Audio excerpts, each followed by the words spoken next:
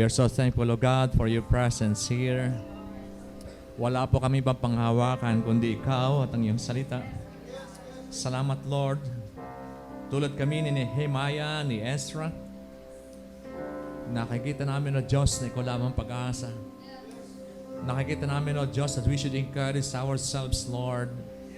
Sa gitna, Panginoon, ng hirap, gitna, Panginoon, ng kawalan ng pag-asa, you give us the strength, you give us encouragement. And as we do your work, Lord, you go with us. Hallelujah. Hindi namin hintayin ang malakas na ihip ng hangin upang malaman namin nandirito ka. Yes, you're here. Without even feeling, without even seeing, without even telling us that you're here. You're here. Because your word says you are here. Thank you, Lord. Our breath comes from you. We are part of you. You reside inside of us, God. You are in the midst of us. You dwell in the praises of your people. You're here, O God. Salamat po, Panginoon. At sa amin patuloy na dinig ng iyong salita, minister to us through your word, O God. Yes, Father. Comfort the weak. Strengthen, O God, those who are feeble. Yes, Lord. Give peace to those who are worried. Meet our needs, Lord. Pour out your grace, your favor, your mercy. Thank you, Lord. And for all the things that you're doing and what you'll do, God, we give you all glory, honor, praise, thanksgiving, O God. In the mighty name of our Lord Jesus Christ. And everyone say, Amen. Amen.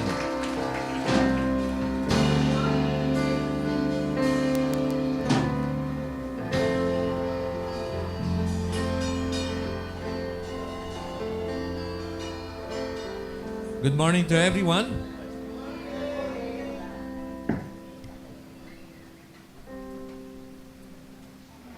Today is the first Sunday of May. Tama ba? Kung kailan lang bagong taon. Ngayon, kalahatian na ng taon. Mabilis ang panahon. And I believe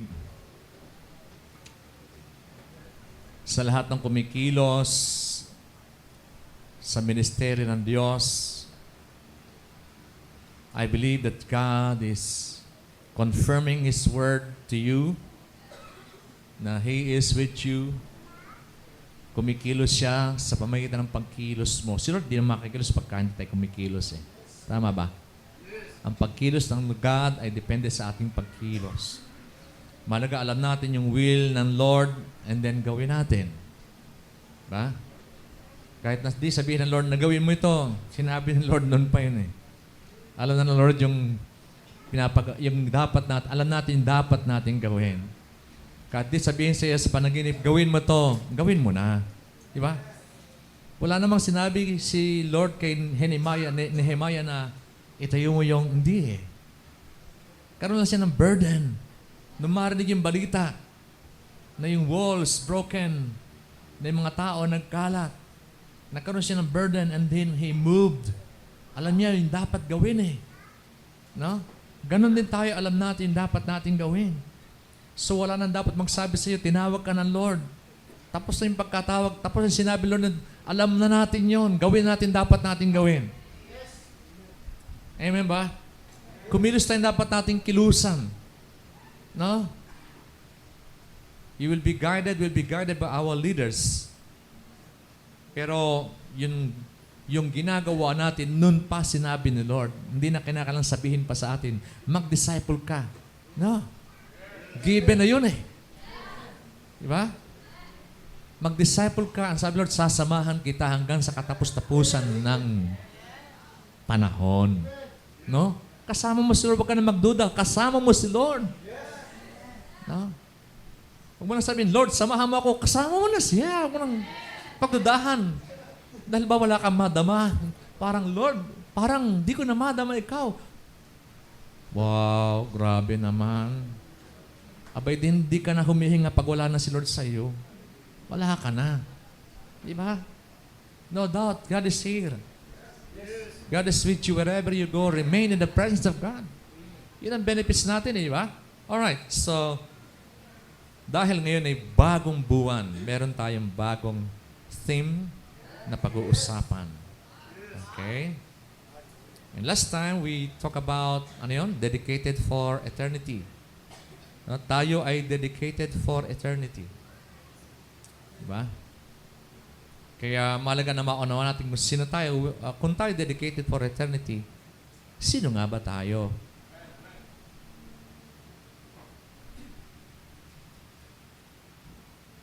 Diba? Ano nangyari dito?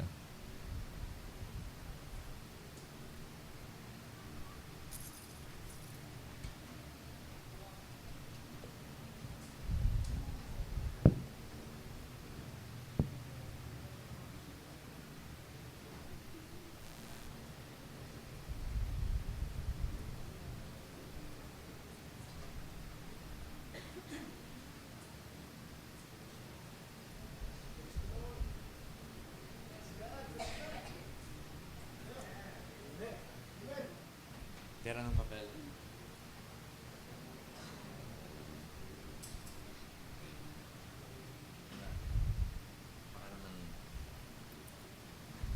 Hallelujah.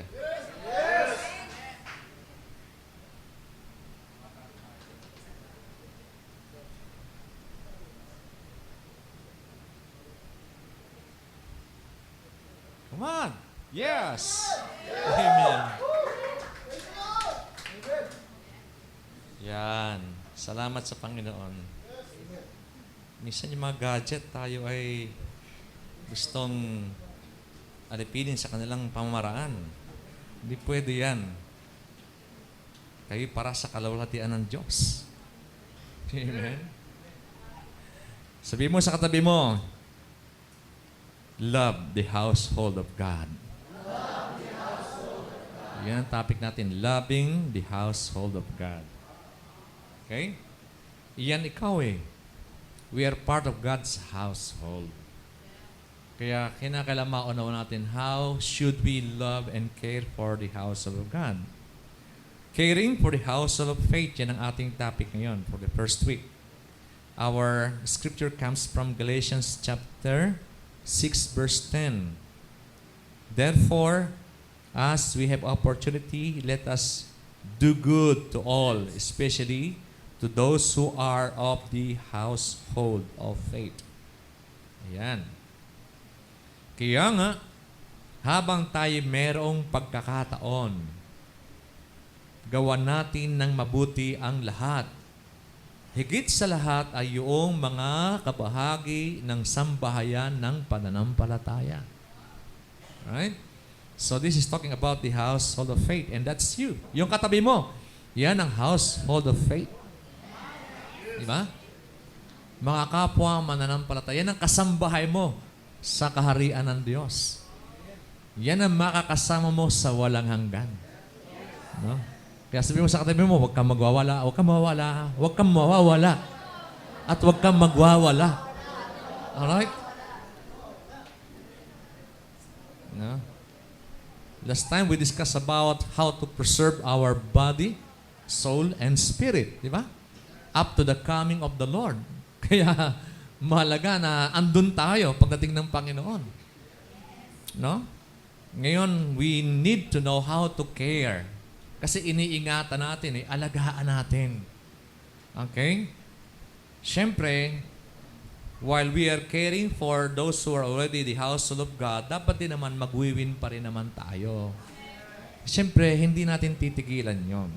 Pero mahalaga ay andito tayo, minsan, masyado tayong nakapokus sa labas, yung nasa loob, may pangangailangan na pala. Baka naman sila ang mawala.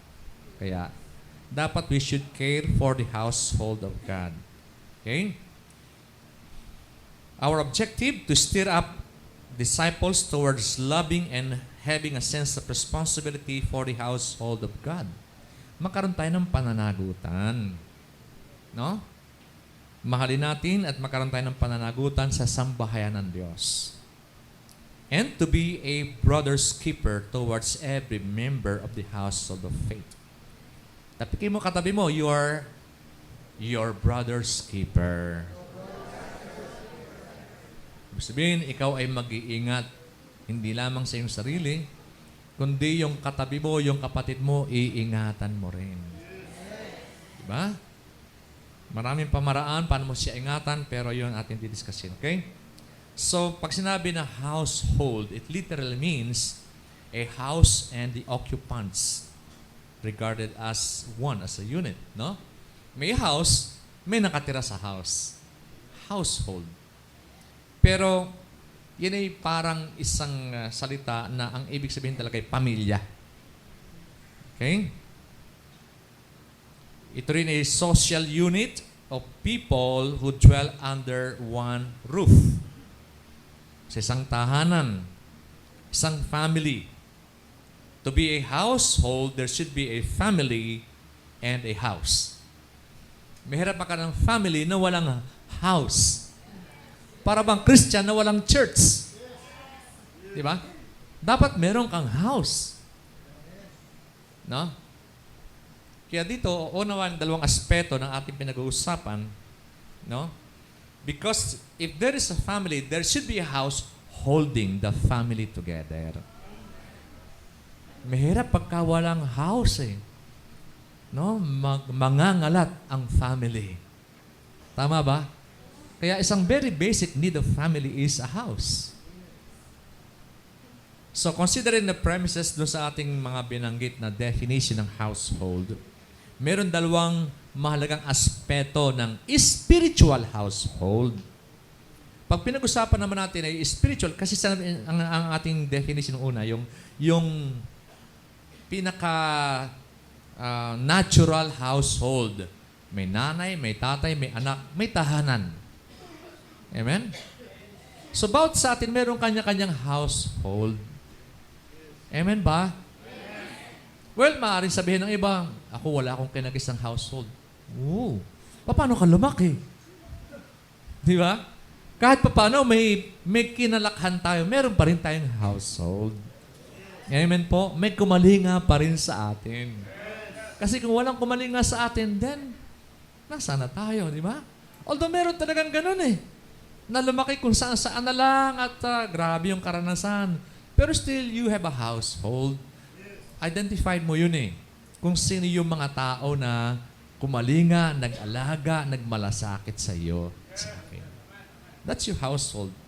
So yung spiritual household naman, ito yung ating tatalakayin. So kumbaga ating didiscuss ito in parallel, yung natural and spiritual households. Okay? Sa spiritual household, meron kang family. Meron tayong family. That's you and me. Sabi mo sa katabi mo, you and me are family. Alright? And then, hindi sapat yung merong you and me are family. Dapat meron tayong place or group. Yun yung house. No?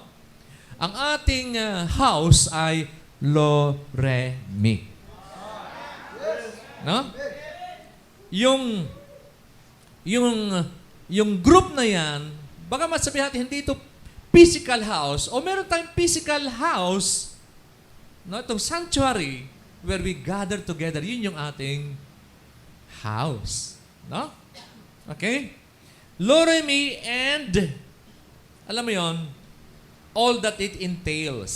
Sabihin, pagka sabing Loremi, meron niyang place sa 16th Avenue, Murphy, Cubao, Quezon City. At meron niyang ginagalawan na vision. G12 vision. At meron niyang kultura na sarili. May kultura yan eh. No? Ang mga kultura na yan, alam mo yon, mga pastor na hinubog ng panahon sa disyerto ng Saudi Arabia, sa mga lugar na hindi sa Bible school ha, mga pastor hinubog ng experience. Yeah, meron din yun ang Loremi, mga komando. Hello? Sabi mga komando. Hindi regular army eh. Mga komando, yung mga guerrilla. No? Alam niyo nung gera, kung walang guerrilla, talo ang mga army, mga regular army. Hello? Sabi ng mga Loremi, wala naman mga graduate na Bible school diyan eh. Wala mga credential. Meron din naman, kaya lang di natin pinagmamalaki yun. Kasi iba yung pagkahubog ng Lord sa atin eh. Amen? So meron tayong kultura. No? Ang kultura natin ay, alam mo yon, tayo mga lahat inaabot. Lahat ng sabihin natin ng mga level. Meron kasi ibang churches, iba-iba yung mga kultura, iba-iba yung market nila eh. Bawa, si CF, ang market nila ay mga inchik na mayaman. No? Meron ganun eh. Yung iba naman, mga dulos, alam mo yan, mga paaralan, yun, ibang kultura na yan. Tayo, halo-halo eh. May estudyante, may mga nanay, may mga tatay, kaya, alam mo, yung kultura natin, iba sa kultura sa Saudi, iba rin yung kultura, mga OFW naman doon. Meron pa rin kakaibang kultura. Ano? So, it identifies us. Yung house natin, it identifies us. Okay? So, yun. Kasi sinabi natin, that's our house. The place, the vision, the culture that defines us. Amen po? So, meron tayong house, meron tayong people, meron tayong family, at meron tayong house na nag-hold ng family. Okay? It's a house where you and I gather together to find our belonging, security, and significance. So, yun ang malagang kailangan maunawaan natin. No? Other churches are different households with different distinctions. Kakaiba. Magkakaiba tulad ng sinabi ko, no? May kanya-kanya mga distinction, katangian. Pero seeing the big picture, lahat ng true churches naman ay kabahagi ng big household of God. Lahat naman yan ng mga churches na yan ay iisa lamang household of God. Okay? Mga nakaraang mga pagtuturo ay nakapokus tayo palagi sa people o doon sa family. At nalalita natin minsan yung house. Pero napakahalaga ng house. Because the house is crucial for holding the family ties or relationship together. No? Mahalaga yung house eh. No? Mahalaga yung people, mahalaga rin yung house. Pag malasakitan din natin yung house. Kaya sa pagtalakay natin ito, siguro next week ay tatalakay natin yung maintaining the house of God. Amen ba? Sabihin, gigisingin natin tayo sa ating responsibility towards our house naman. At i-relate natin to how we maintain our house, yung mga physical house. Para makita natin ano yung pagkukulang natin. Dapat pala ginagawa natin yun. No? Kasi, how can we win kapag yung ating ginagawa ay hindi naka-ayon doon sa plano ng Diyos? May plano si Lord sa lahat ng aspeto.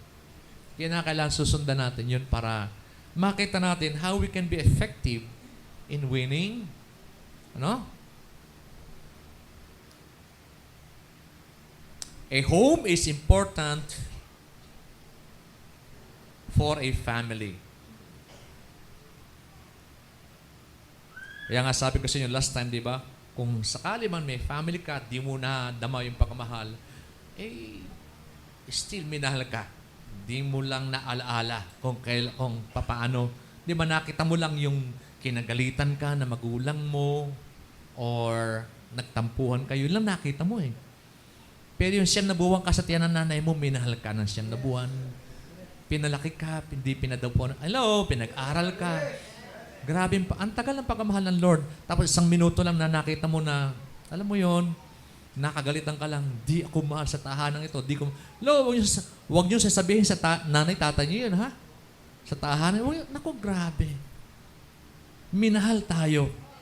Amen? Minahal tayo sa ating mga tahanan. Okay? Mahalaga ang home sa isang family. Much in the same way, sa isang disciple, mahalagang cell group mo, yun ang yung home. Mahalaga ang church. Alright? That's a big your big household. Okay? Yes, we should focus on people, but not to the expense of neglecting the house that provides the atmosphere of belonging, significance, and security. No? Kinakailangan maunawaan natin na mahalaga na pahalagahan natin yung home natin, yung house natin, no? Yung ating church, no? Na nagbibigay sa atin ng sense of belonging, significance, and security. So, your cell group is a household. Your church is a bigger household. And the whole Christian believers, yun yung whole household of God. So, tabi mo sa katabi mo, love your household. Sabihin, mahalin mo yung cell mo, mahalin mo yung church mo, mahalin mo rin yung mga kapwa mo Kristiyano. Because it's the whole household of God. So we are one big family. Okay? Our first parents are the biblical example that established a family. Si Adam at si Eve. Humanity is one big family or household of God. Pero alam mo, nawala eh. Simula nung makurap ng kasalanan, naapektuhan yung moral fabric ng family na itinaguyod ng Diyos. Nasira. Dahil sa kasalanan. Kaya God lost His family. Kaya sila'y pinalaya sa Garden of Eden eh. Naging na silang children of disobedience. Alam mo, pangit pakinggan, pero yun talagang totoo eh. Hanggang ngayon, meron children of disobedience pa rin. Nasa Bible yan. Kung wala tayo dito, we are children of disobedience. Nung wala pa tayo kay Lord, we are all children of disobedience. In other words, we are children of the devil. John 8:44. Tingnan niyo yun. Right? Tahimik, walang pumayag. Sige na nga. Ephesians 2:2, Ephesians 5:6, doon sinasabi, sons of disobedience. Pwedeng, ayan yan, sinasabi, you are of your father the devil, and the desires of your father you want to do. So, nung tayo makasalanan pa, nasa kasalanan pa tayo, hindi pa tayo binabago ng Lord, iyan tayo eh. Sa ayaw mo at sa gusto, si Lord ang nagsabi niyan.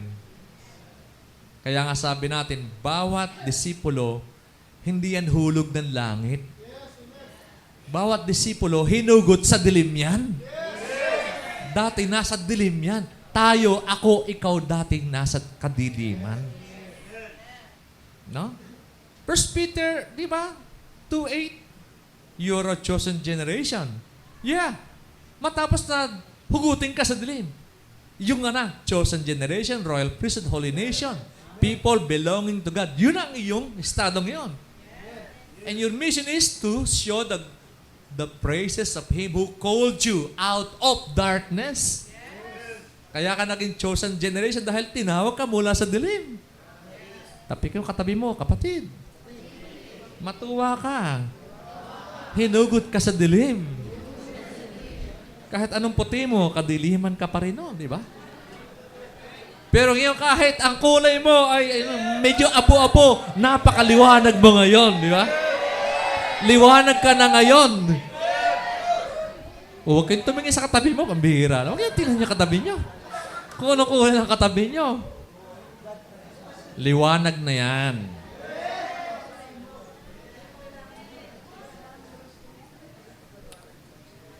Yeah, nakakalungkot isipin, marami pa rin. At masakla pa kung yung mga kamag-anak natin ay nasa kadiliman pa.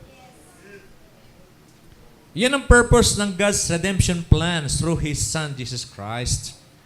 That He might regain back His human family. Alam mo, ang Diyos nagtanim eh.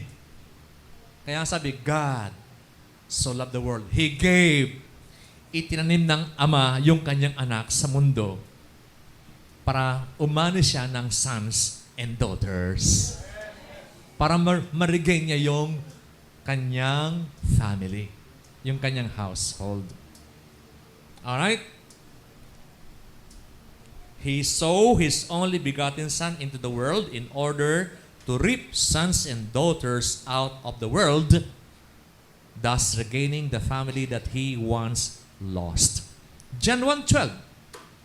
Sa lahat ng sa Kanya'y tumanggap, sa lahat ng sa Kanya nampalataya, doon pa lamang siya binibigyan ng karapatan na maging anak ng Diyos. Bakit nung una, anak ng Diablo? Yeah. Walang umaamin. Grabe naman kayo. Aminin na natin. Di ba? Ako, inaamin ko noon, kadiliman. Kahit nung grade 6 na award ako, pinakamabait. Grabe. Pinakamabait. Ewan ko, bakit nila naisip yun? Sa loob ko noon, bakit ako naging mabait? Di ba? So, God's family was named after His Son, Jesus Christ.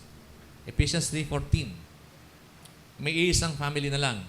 For this reason, I bow my knees to the Father of our Lord Jesus Christ, from whom, mula kay Jesus Christ, binigyan tayo ng isang bagong pangalan. Alright? From whom the whole family in heaven and earth is named. Kaya tinawag na, Kristiyano.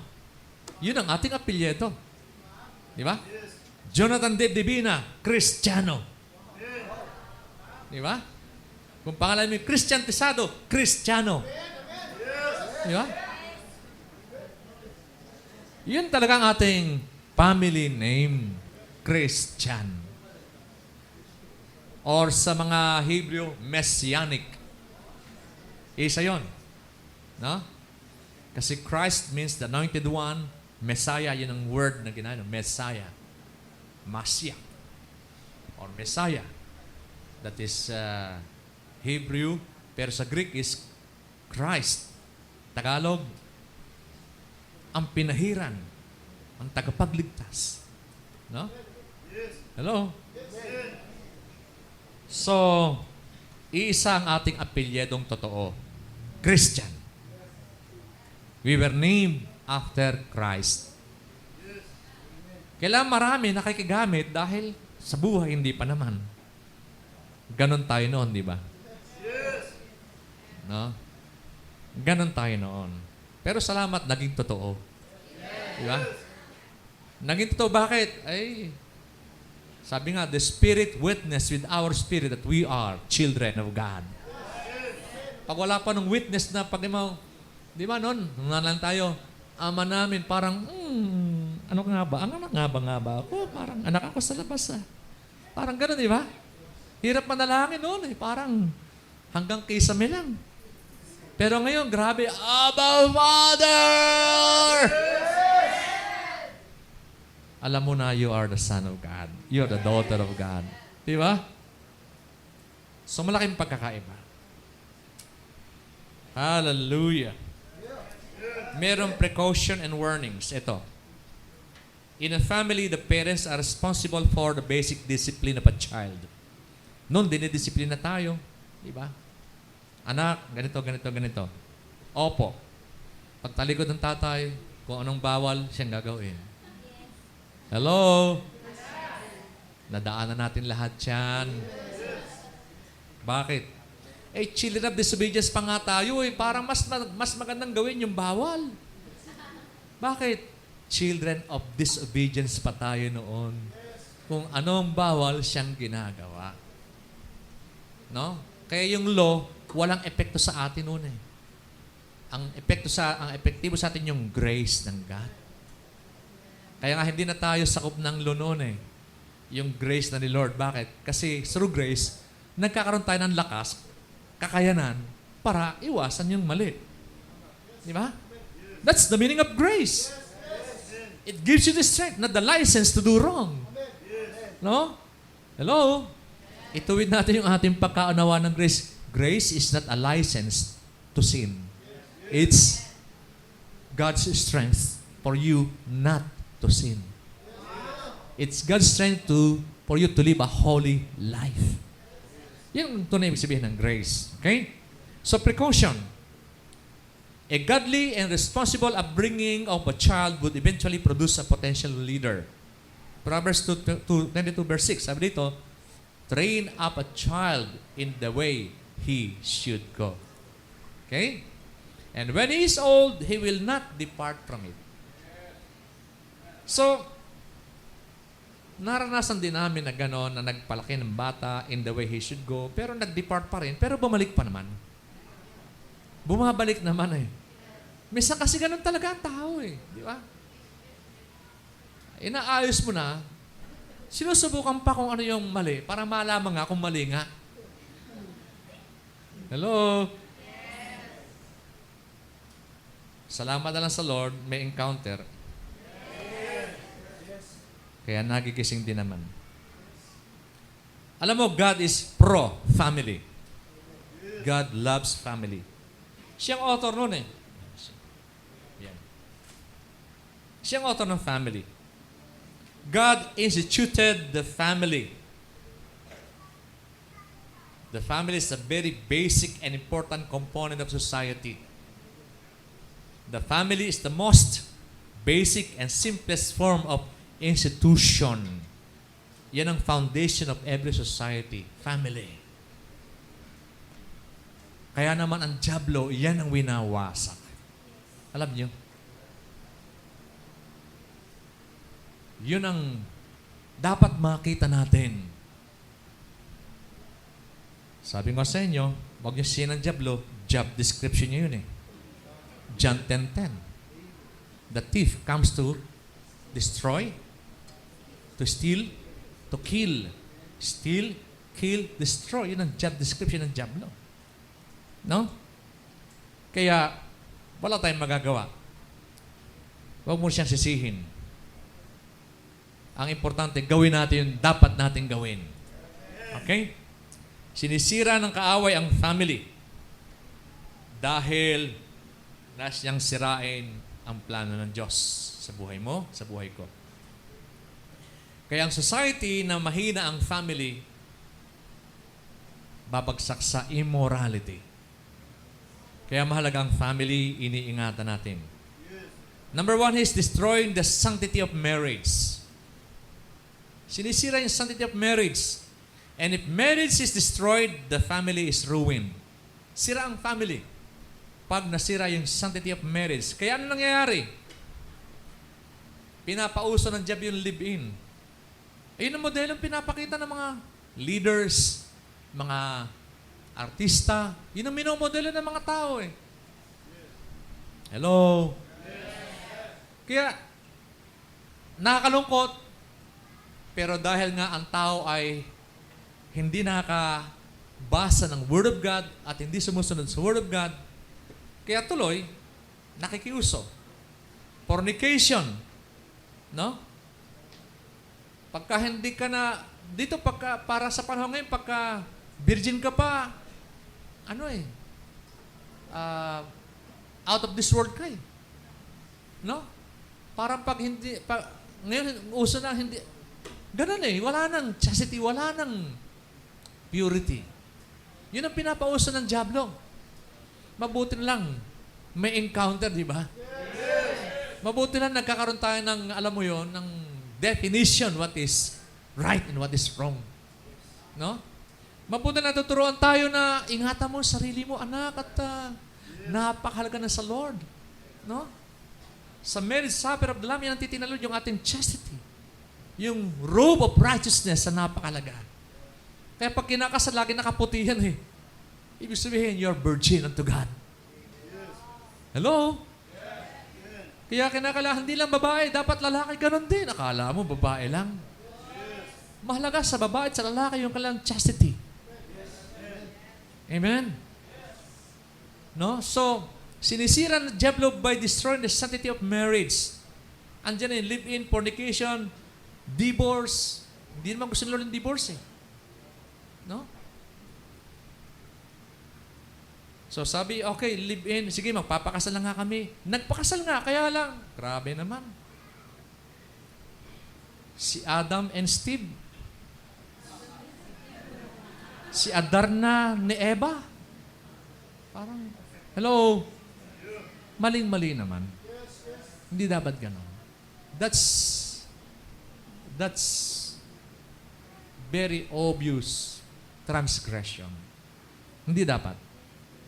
No? Kaya, anong nangyari? Ang problema kasi yung gobyerno, kinusinti, gumawa pa ng batas para ayunan. Kaya ginagamit din ng dyablo yung mga mambabatas na wala namang Diyos. Kaya next time, huwag kayong boboto ng mga mambabatas na walang Diyos. Sisirain nila yung ating society. Yan ang sumisira sa society. Alright? So yan, yung Sanctity of Mary sinisira. Pine-pervert. No? Minamali. Nagkakaroon ng gay rights. Hindi tama. Gumagawa pa ng batas. That's not right. It could be politically right, but it's not right in the sight of God. Alright? Tandaan natin, ang reason lang, dapat politically, dapat culturally right. Ano yun? No? Kung ano na mga right ang pinapauso ng mga humanist. Humanist yun eh. No? Pag sinabing humanist, they all think about human rights. Kahit godly wrong. Alam mo yun? Wrong kay Lord, right pa rin sa kanila. So dapat maingat tayo. Number 2 is destroying family relationships. Ito sinisira ng dyablo eh. Through what? Women's liberation. Women's equality with men. Alam niyo mga perversion to eh. Sinasakyan na ng mundo dahil tuwan-tuwa ng mga babae na merong women's liberation. Pero that is wrong. Mga babae, please, wake up. Mali po yung women's liberation na nauso way back 1980s. And up to now, di ba? Ang kaya ng lalaki, kaya rin ng babae. Yes, tama naman eh. Pero hindi ganun ang dapat natin maging kaisipan. Kasi nagkakaroon niya ng sense of rebellion. Hello? Dapat magising tayo sa katotohanan. It is disrespect of God's authority. Hindi po pwede na ang babae ang maging head of the family. Lalaki pa rin. Kahit sabihin natin, malaki ang kita ng babae o matalino ng babae. Meron naman ganun, di ba? Marami naman ganun situation eh, na yung babae talaga matatalino yan eh. Hello? Yung mga lalaki tahimik. Pumayag na kayo. Minsan naman talaga matalino ng mga babae. Hindi lahat ng panahon, lalaki ang, alam mo yon. Pero mga babae, ang sabi ng Bible, Ephesians 5:22, wives, submit to your husband in everything. That's the scripture.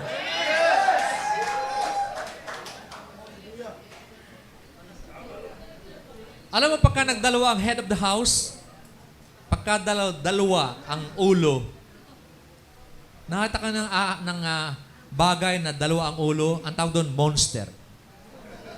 Yeah. Ano mang buhay na dalawa ulo, monster. Hindi po pwedeng dalawa yung ulo. Magkasundo, mag-usap, magkasundo, pero lalaki ang magde-decide. Bakit? Lalaki ang mananagot kay Lord. Tandaan natin yon. At lalaki, basahin mo naman ang Bible para tama ang iyong desisyon. Yun yun. Hindi pwedeng, hindi, lalaki ako, itong desisyon ko. Ay, wala naman sa Bible. Mali ka rin. Dapat, meron tayong basihan. Kaya nga sa kasal, ang Bible po ay mapa natin para makapaglakbay tayo ng maayos sa ating marriage relationship. So, mahalaga po yun. Amen po? Huwag mo ipagdidiinan, hindi, lalaki ako, ito aking pasya. Kahit wala sa Biblia, kahit mali sa Biblia, hindi naman tama yon. Lagot ka kay Lord. Amen? Pero sabi ng Lord din naman, lalaki, pakamahalin mo ang asawa mong babae. Hello?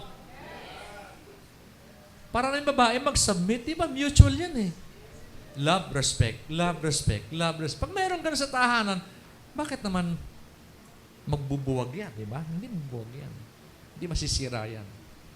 That's God's ordained relationship in marriage.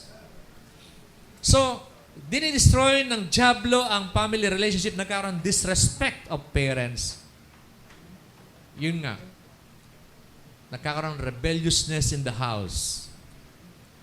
Insubmissiveness, disobedience, ito yung dinidil ng discipleship eh. No? I'm always telling you that the gospel, that the Bible is all about submission and obedience to authority. Yun ang summation nun eh. Yun ang suma total ng pangaral ng Biblia. No? Bringing back a person's life and purpose into God's divine order through submission and obedience to God's authority. Kaya sila naman nagbibigay sa atin ng levels of authority. No? Sa bansa, presidente, probinsya, governor, bayan, mayor, barangay, captain, and so on. No? Sa school, we have authorities in our school, in our employments. May authority tayo. In the church, we have authorities also. So, kailangan maunawa natin, God has ordained authority. Alright? So, yun ang napakahalaga na maunawaan natin na it's for the benefit of us all. Okay, ito pa. Bantay bata. Alam mo, may maganda rito at meron ding mali. Dahil nga sabi ko sa inyo, ito ay gawa ng mga humanist. Bantay bata, pwede mong idemanda nanay, tatay mo kapag sinaktan ka. And that's wrong. Hello? Alam niyo ba yon? Yung bata, may karapatan na tumawag sa bantay bata, meron pang hotline eh. Pag siya'y pinalo, oy, mali naman yun. Sabi sa Biblia, the rod of correction. Dapat namamahalo din ng mga magulang para matuwid. Para hindi may spoil ang mga bata. Hello? Number 3 way ng kaaway, infusion of promiscuous cultures into the society, thereby corrupting a conservative society. Alam niyo, minsan, napapansin ko, no? Dati nang pupunta ako sa Antipolo, sa ibang mga lugar na wala pa mga mall. Ang mga tao, grabe, very conservative. Yung mga damit nila, maayos, mahaba. They live a simple life. Ay, nung kami pumunta ng Antipolo, dahil nagkasal ako doon ito lang linggong ito, ay yung kumain kami sa mall dahil wala pa kaming kain. Grabe yung mga tao, kakaiba na. Mga naka-short, na, hindi lang short, very short. Yeah. Nawala na yung pagka-conservative. Kumbaga yung lifestyle, and then may mga palabas na, yun nga eh, yung mga kultura na dinadala ng, alam mo yun, Western culture, pinapauso nila sa mga society na conservative. Ayan, nangyari. Sabi na, namo-modernize, hindi po nakokorrupt.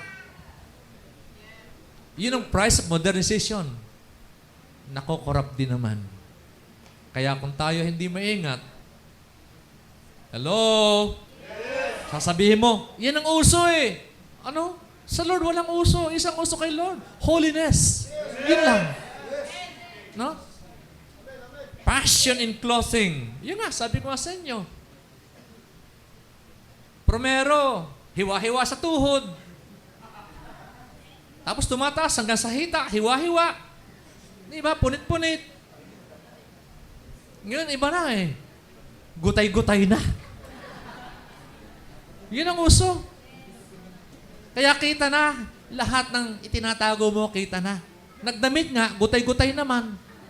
Di wala ka na rin tinago. Uso eh. Clothing, food, lifestyle, movies. Uso eh. Bakit? Sa inyo ba bawal ang movie? Depende sa movie na papanoorin mo. Pero dito talaga, generally, wala tayong karapatan na magpunta sa sinihan. Basahin yung Psalms chapter 1. Right? Blessed is the man who walks not in the counsel of the ungodly, who does not sit in the seat of the scornful, who does not stand in the ways of sinner. But his delight is in the law of the Lord, and in his law he meditates day and night. He shall be like a tree that's planted by the rivers of water, that brings forth fruit in his season, and his leaf shall not wither. Sinihan, that seat of the scornful. Grabe kung alam mo lamang ang mga tao pupunta riyan. Pag magnobyo, nako, grabe. Ano ba? Hello? That's a place of the scornful. Tapos sabi mo, hindi, nasa tao na yon. Bahala ka. Sinabi ko na. That's my responsibility to tell you black and white. May isang post sabi doon. Ewan ko, Christian ito nagsabi na isang artista sabi doon, kakalungkot ang mga church ngayon, hindi sinasabi yung mga, hindi nagwa-warning ng mga, alam mo yun, yung warning ba na totoo? Tungkol sa hell, tungkol sa heaven. Totoo yan. Puro sugar-coated lies. Sabi ko, not so with our church. In our church, black is black, white is white. Hindi po pwede tayo ng ganon. Mananagot tayo kay Lord. Hello? Nakakatakot na ating pahira ng asukal yung kasinungalingan para lamang tumamis at magustuhan ng mga tao. Ang gala sa preaching sa church na yun, oo, puro, alam mo yun, puro love at puro, alam mo yun, nakakakilig at wala ka marin tungkol sa hell, hindi ka matatakot. Hey, that's not the church of God. Yes.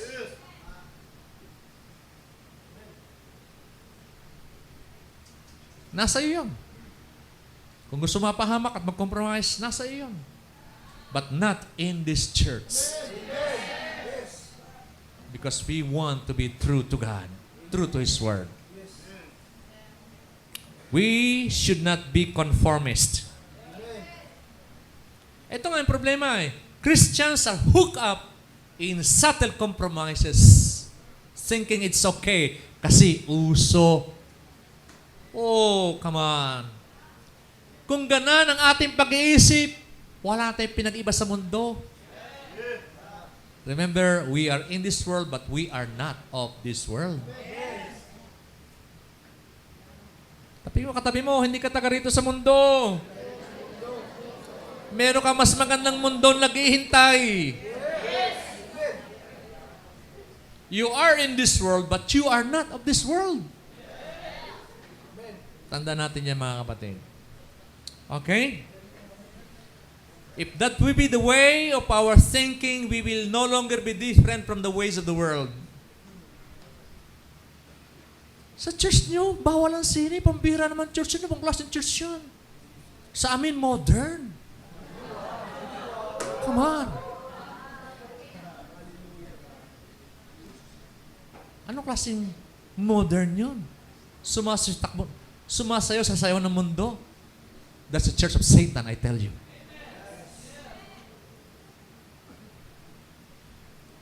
Kung tayo makakompromise, please, wag na lang. Kaya nga, eto, ating tinatalakay, why? Because we want to care for the household of God. When you care, hindi mo lang pinapamper. Tinatanggal mo yung dumi. Tinatanggal mo yung mga pagkain makakalason. Alam mo ang pagkain sa mga tao, wow, malusog yan. Hindi lahat ng pagkain malusog. May pagkain na ikamamatay mo. Pero pagka hindi ka discerning sa kinakain mo, spiritual food is the same. There are food that will benefit you spiritually, and there are food that will bring you to hell. Kaya pag sinabi natin, caring for the household of faith, we are a household of faith. We are not a household of fake. Hello? F-A-K-E? No. We are a household of F-A-I-T-H. Amen? I believe, alam nyo, sabi ko nga sa inyo, sawa ng tao sa, alam mo yun, kasinungalingan. Ang mga tao ay naghahanap na ng totoo. Sawa na tayo sa mga pagkukunwari, di ba? Outside there in the marketplace, puro pagkukunwari. Sawa na tayo sa lokohan, sa bulahan, sawa na tayo. Naghahanap tayo ng totoo.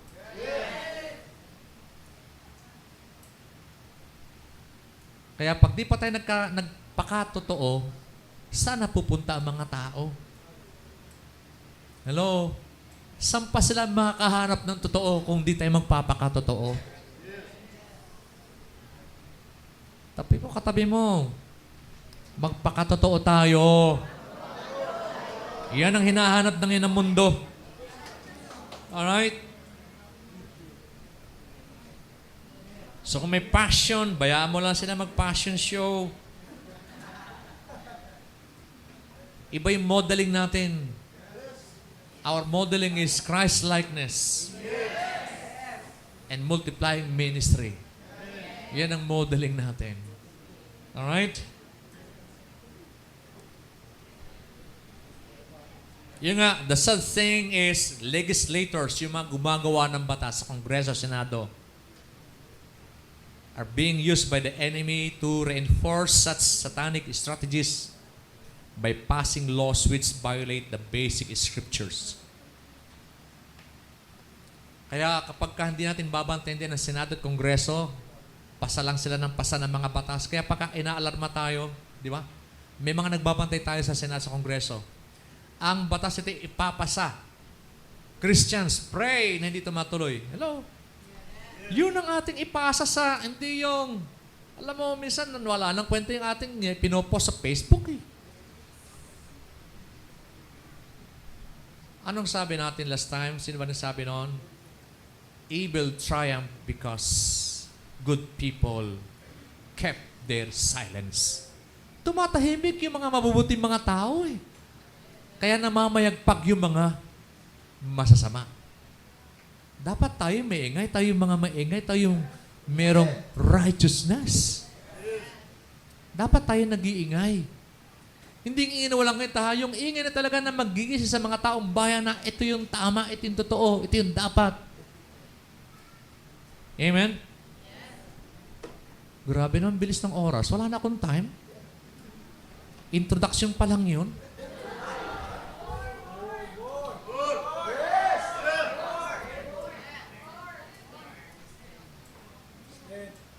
Okay, best way of caring for the household of faith. Number 1, ang sabi sa ating scripture, take every opportunity. No, samantalahin mo lang ng pagkakataon. No? Sabi nga sa Galatians sa ating talata, therefore, as we have opportunity. Yan. If faith is in the now, the best opportunity is now. Di ba? Kasi most opportunities are gone if you do not take hold of them immediately. Pag di mo agad na-take yung opportunity, wala na yan eh. Okay? The best way to manifest your care is when we are quick to discern, unawain agad natin yung need and take immediate action. Take opportunity to do good. May pangailangan. Discern mo na. Minsan di magsabi eh. Discern mo na. Gumawa ka na ng hakbangin na dapat. Alright? Pray and practice to be sharp in discernment and be quick in our response to opportunities to be of service to others and to add value to others. Yun yung ating mission eh. To be of service, to serve God by serving people, to add value to people. Yun yung ating mission. Hello?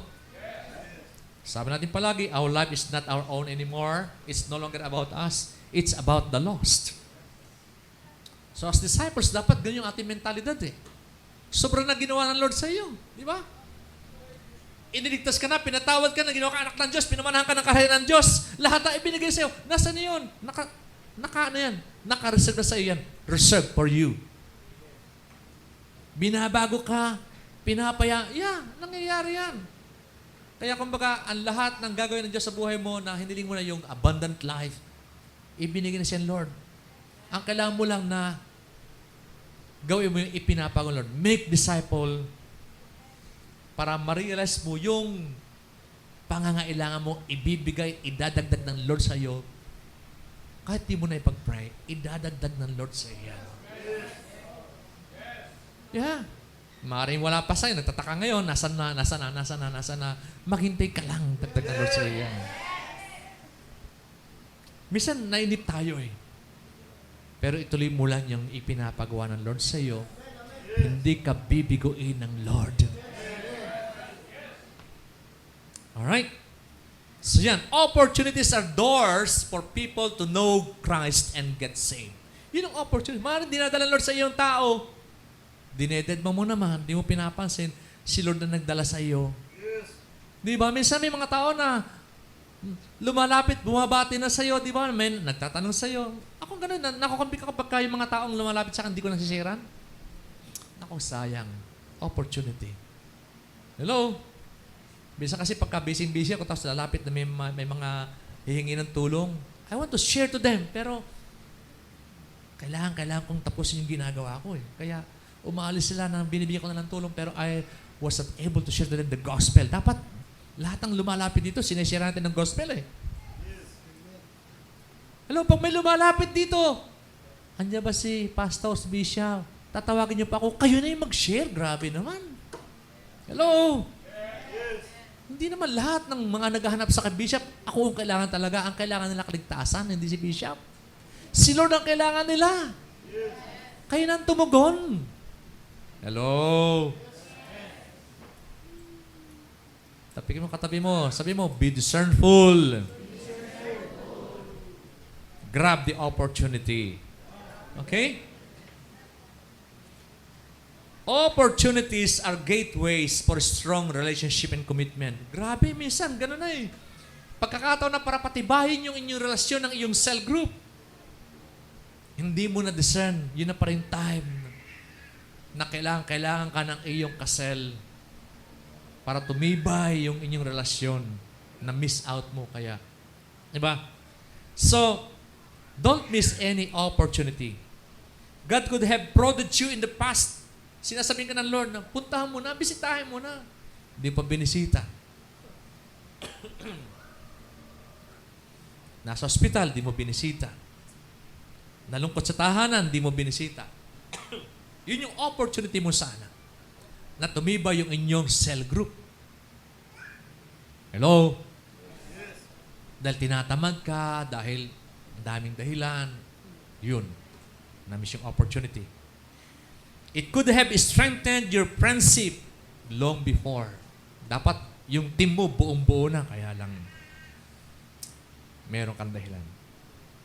Opportunities can change a person or a situation in a positive way. No? You could have invested more time in the past in training your disciples so they could help you build your team. Pero na-miss out ng opportunity.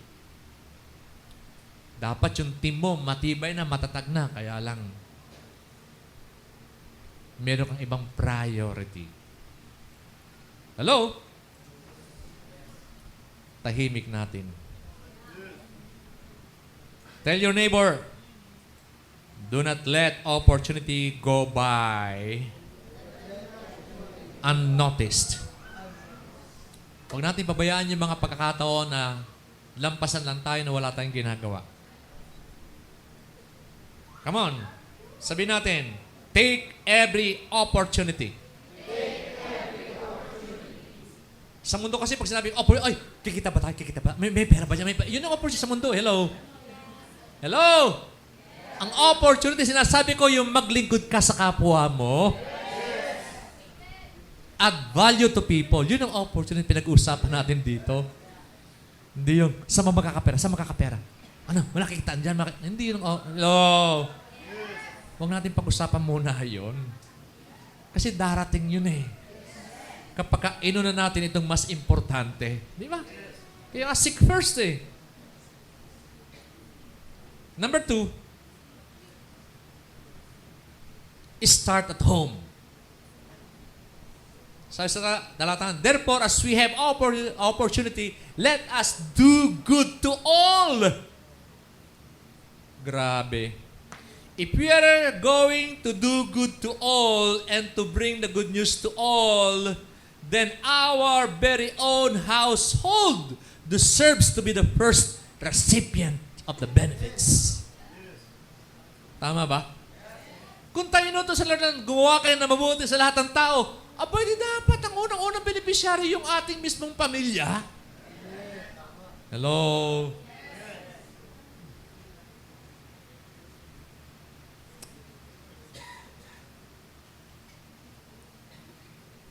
Ang nais ng Lord, Acts 16:31, di ba? Sabi doon, believe in the Lord Jesus Christ, you will be saved, and your household. Alright? Ang nais ng Lord, our families to get saved and to serve Him. Yung balanced leaders. Remember, leaders. Ito yung isa sa magiging patunay mo na ikaw ay isang great leader. Kung balance ang buhay mo. Isabihin, maganda cell group mo at yung pamilya mo na-witnessan mo, nadala mo na rin kay Lord. Yan ang proof of your leadership.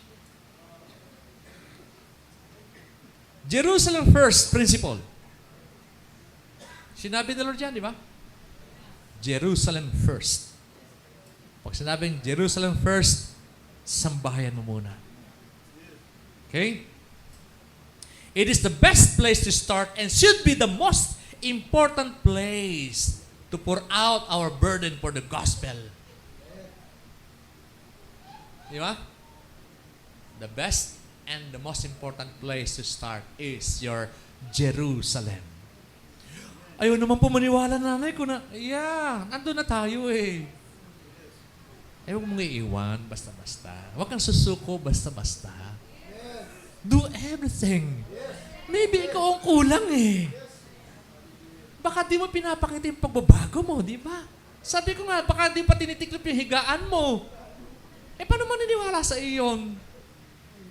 Baka di ka pa nagbo-volunteer, ako na magsasaing, ako na maglalaba, ako na gagawa ng lahat ng yan, magpahinga ka na dyan.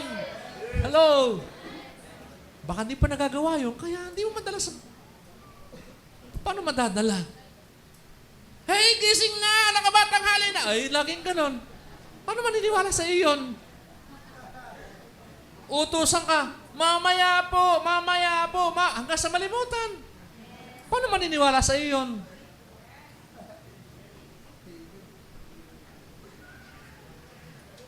God will teach you and test you in your very own home with your transformation testimony as the best strategy. Kung na-transform ka, that's the best strategy. No? Anak, napapansin ko ang aga mo nang umuwi. Nanay, mabuti napansin mo yan. Kasi binago na ako ni Lord. O, di ba? Ganun ba? At huwag kayong mag-alala. Simula ngayon, hindi niyo na po problemahin ang aking kinainan, yung aking hinigaan, hindi niyo na po problemahin yan. Ako nang bahala dyan. At saka, simula ngayon, ako na ang maglalaban ng ating mga labain. Grabe. Pag di nanay mo yung nagpakain, celebrate tayo sa Jollibee. Celebrate tayo. Hallelujah. Yung anak kong problema ako, yung problema, alam mo yung grabe, kapag nawala problema ng nanay mo sa iyo, hindi maniniwala sa iyo. They should see your light, your humility, your love and respect for your parents and your siblings, sa mga kapatid mo, your new attitude with corresponding application. I-apply natin. Nag-journal nga tayo, di ka mamautusan. Anong klaseng journal yan? Application. From now on, I will obey my parents. Anak! Hugas ka ng plato. Mamaya po, nag-journal na po ako. Anong klaseng application yan? Di ka nga maunawa ng nanay mo eh. Di ba? Lord, excuse me, Lord, inutusan ako ni nanay para ma-win ko naman siya. Yes, Mama! Andiyan na! O, di ba? Practical application. Importante yun eh. Maniniwala sila, madadala mo sila kapag kayong ayaw na ayaw siyo, nabaliktad mo, magugulat yan. Win your Jerusalem first. That's your test as a great leader. May 12 ka nga, tahanan mo naman igiba. Hello? So, if we truly understand eternal destinies of men, kung alam natin na unawaan yung eternal destiny na ang wala kay Kristo yung mapapahamak, abay dapat di ka na makatulog kapag alam mo yung mga pamilya mo wala pa kay Lord. Dapat di ka mapapakalinian. Yes. Kung may mangyari, papayag ka? Huwag. Di ba? Hello? Wala na akong time, pero hindi ako titigil. Number 3, last na to. Be your brother's keeper. Eto na. Galatians 6 pa rin. Therefore, as we have opportunity, let us do good to all, especially to those who are of the household of faith. May especially, grabe. Especially. Special pala kay Lord talaga yung household of faith. Keeping is a word with a multiple consequence. Pag sinabing keeping, maraming ibig sabihin yan eh. When you keep something, you protect it from harm. Ayaw mong masasaktan or lose its value. Ayaw mong mabawasan ang halaga niyan. You surround it with a wall of protection and defend it with everything you have. Iingatan mo talaga. When you keep something, di ba? Pera, ingatan mo sa bangko, safe yun doon. May security guard yun, may burglar alarm yun, may, alam mo, hello? You do it with a sense of accountability towards God. No, kapag sinasalor, ingatan mo yung kapatid mo. Ayan, sabi, ano sabi? Ingatan. Hindi sinabing pagsamantalahan. Hello? Yes. Tabi mo, ingatan. Yan. Do it with a sense of accountability towards God who commanded you to be your brother's keeper. Acts 20:28. Sabi dito, Acts 20:28, take heed therefore unto yourselves. Hindi lang pastor ang sinasabihan nito, kundi lahat ng leader na meron din disciple. Pakaingatan mo sarili mo, hoy. Sabi dito, pakaalalahanin mo. No? Pakaalalahanin mo, pakingatan mo. No? Ang mga tupa na ipinagkatiwala sa ng banal na Espiritu, pakainin mo sila sapagkat sila'y binili ng dugo ni Kristo. Ayun. So, sabihin dito, pag sinabing pakainin, you remind them, you warn them, teach them. Hindi lamang turo ka ng turo, ito. Hindi. Warn them also. That's keeping. I'm a brother's keeper to you when I warn you. Hello? When I rebuke you, I'm a brother's keeper to you. Iniingatan ko kayo pag winawarningan ko kayo.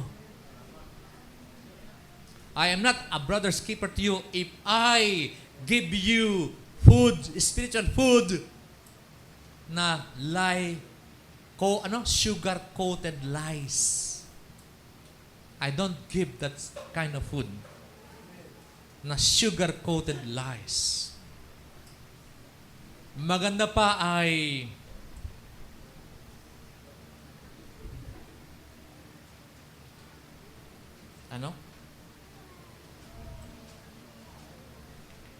anong tawag doon? Tawag ko dati. Yung bitter na coated with bitter-coated goodness. No? Ampalaya pero nakakalusog, di ba? Yung gano'n pagkain, masarap eh.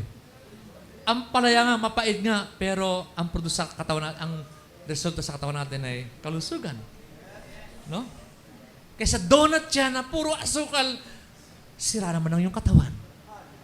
Kaysa sitsiriya, sarap na, alam mo yun, sitsiriya, sarap ang lasa, pero sira kidney mo. Hello?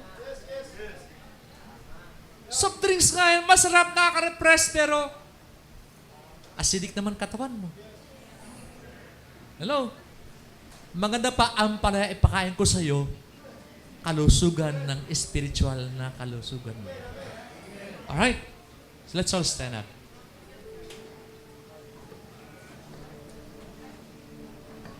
Hallelujah. Lord, we thank you. Today, if you have heard God's word, sinasabihan tayo ng Lord na care.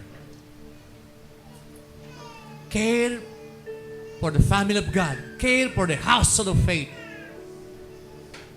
Pananagutan natin lahat yun. We are our brothers and sisters' keeper.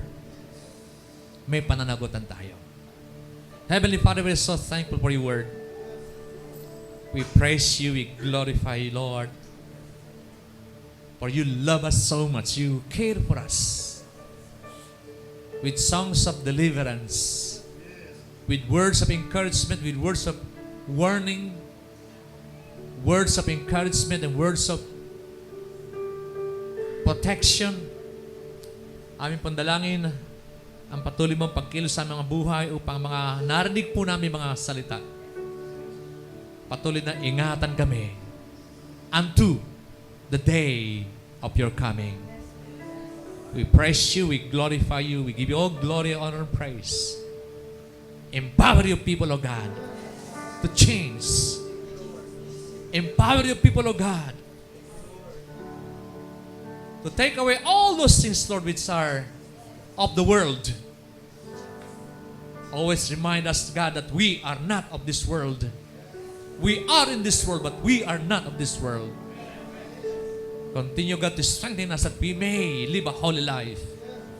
That we may keep our soul, spirit, and body blameless until you come. Thank you, Father God. We give you all glory, honor, praise, and thanksgiving. In Jesus' mighty name. And everyone say, Amen. Amen. Amen.